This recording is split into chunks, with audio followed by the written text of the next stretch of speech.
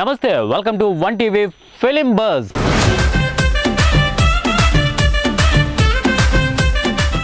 Violence కో visiting card అంటూ బాలకృష్ణ రంగంలోకి దిగితే ఇక ఆ సినిమాలో మాస్ అంశాలు ఎలా ఉంటాయో ప్రత్యేకంగా చెప్పాలా? అందుకు తగ్గట్టుగానే ఆయన 109వ సినిమా చిత్రీకరణ సాగుతోంది.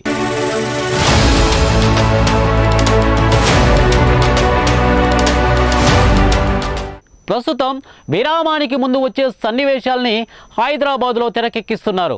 ఇందులో భాగంగా కొన్ని శక్తివంతమైన పోరాట ఘట్టాలతో పాటు టాకీ భాగాన్ని తెరకెక్కిస్తున్నారు. బాబీ దర్శకత్వంలో సితారా ఎంటర్టైన్మెంట్స్ పతాకంపై తెరకెక్కుతున్న చిత్రం ఇది. నాగవంశీ, సాయి సౌజన్య నిర్మాతలు.